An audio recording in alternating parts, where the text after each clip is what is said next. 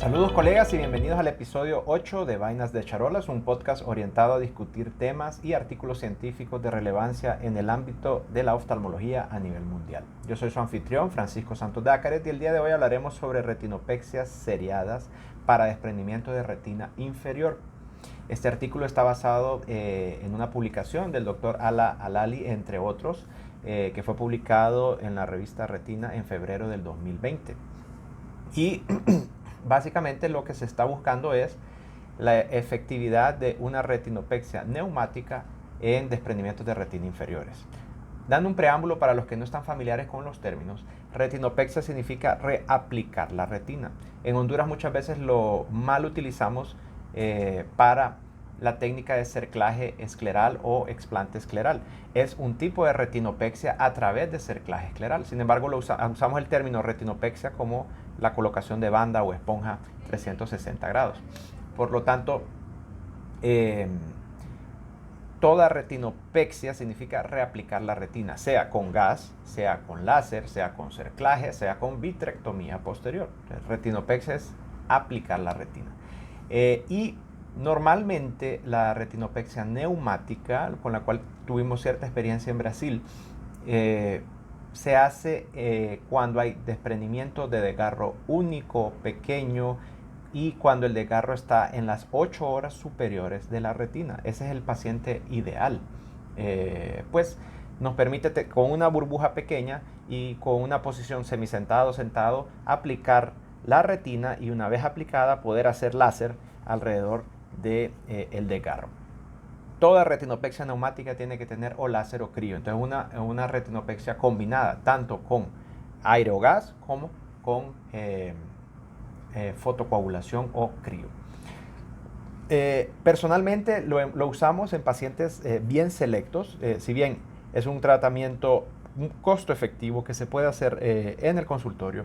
La gran mayoría de los pacientes no llegan a tiempo, es decir, ya no llegan con desprendimientos muy extensos, desgarros de retina gigantes, múltiples, degeneraciones látice, que muchas veces no les va bien con esta técnica. Entonces es bien raro encontrar en servicios de pequeño volumen un caso candidato a la retinopexia neumática superior.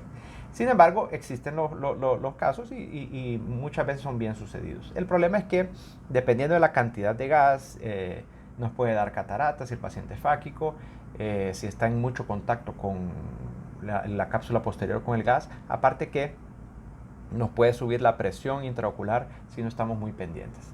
De cualquier manera, este estudio es muy interesante, vamos a describirlo y les voy a comentar por qué es importante en nuestro ámbito aquí en Honduras y Centroamérica. La técnica clásica para una retinopexia neumática inferior incluía una burbuja grande que cubriese el desgarro y una flexión del cuello de 90 grados, es decir, mentón pegado al pecho durante 48 horas. Es una posición que aún uno como médico o un paciente extremadamente dedicado le va a ser muy difícil soportar esa posición. Por eso es que muchas veces no se usa. Aparte que nosotros sabemos que los desprendimientos inferiores pues son mucho más exigentes desde el punto de vista quirúrgico y no responden tan bien como los superiores. Pero en este estudio se hizo un estudio multicentro, retrospectivo, no comparativo, con pacientes con desprendimientos de retina regmatógenos por desgarros localizados exclusivamente en las 4 horas inferiores.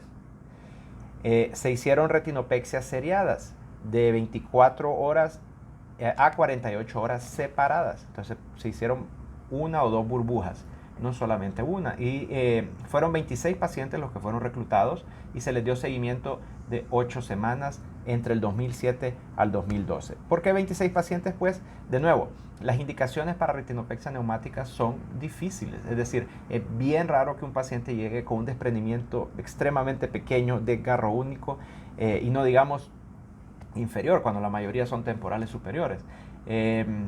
La técnica que se usó fue anestesia tópica en el consultorio y se le puso un blefarostato y yodo tópico.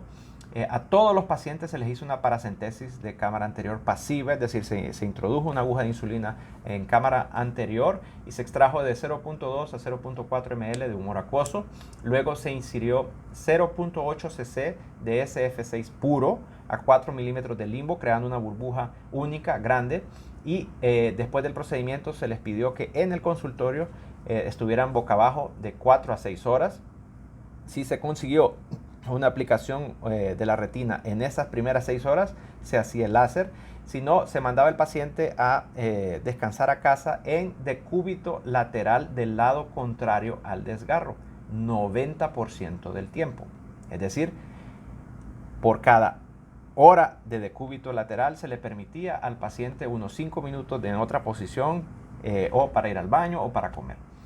Una vez que se aplicaba la retina con la burbuja, entonces se le hacía láser o crioterapia. 14 pacientes obtuvieron una aplicación de la retina 24 horas después, es decir, 53.8% de los participantes. Luego, 48 horas después, tenemos 12 pacientes. Hubo necesidad de un TAP secundario en un paciente por presión intraocular elevada. Y un paciente con desgarro gigante ocupó una tercera inyección. Entonces, la gran mayoría de los que se aplicó la retina fueron con un máximo de 2 intervenciones. Todos los pacientes completaron las 8 semanas de seguimiento. Y se obtuvo una retina aplicada en un 65.4% de los pacientes. Y si se excluye el desgarro de retina gigante, llegaron a un 70% de aplicación de la retina. 9 pacientes tuvieron un redesprendimiento o no se consiguió una aplicación adecuada, y estos 9 se sometieron a una vitrectomía posterior en una media de 13 días desde la última inyección. De estos 9 pacientes, 2 pacientes requirieron una segunda vitrectomía con el uso de silicón.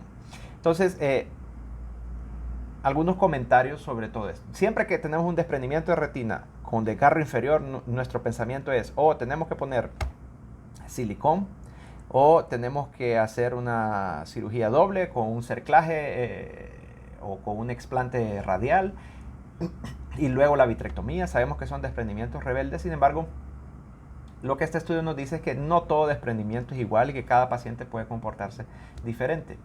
Es extremadamente interesante en países como el nuestro, donde las filas de vitrectomía son de hasta a veces 6 meses, un año, donde es bien difícil tener una vitrectomía de emergencia, aún en la privada, donde tenemos que tener que hacer varios exámenes. A veces no tenemos disponibilidad de quirófano y el paciente tiene que tal vez hacerse la vitrectomía en 5 o 7 días. Es extremadamente interesante tener una opción que se puede hacer en la clínica, donde a veces tenemos una área macular que está en riesgo de desprenderse y nosotros necesitamos proteger esa mácula. Es muy interesante la técnica que se usa en este tipo de desgarro, y en algunos casos a veces no requiere la vitrectomía. Entonces me pareció algo que a veces en el fellow pues nos lo catalogamos como un tabú, que la retinopexia neumática en desprendimientos inferiores no servía. Obviamente necesitamos más estudios, más pacientes, replicar este tipo de estudios en otro tipo de poblaciones. De nuevo, lo difícil es que un único centro es bien difícil que lo haga. Tiene que ser multicéntrico, pues el tipo de desgarro no es tan frecuente. Sin embargo, es una opción que se las dejo a ustedes para que la analicen. Como siempre, todas estas bibliografías pues las vamos a tener disponibles en la descripción. Bien, esto ha sido todo para este episodio de Vainas de Charolas. Les recuerdo que pueden ver las notas de este tema junto a la bibliografía utilizada en el link de la descripción. También pueden encontrar este y otros episodios en nuestra página dacaret.com en el apartado de podcast. Por su atención, muy agradecido y hasta la próxima.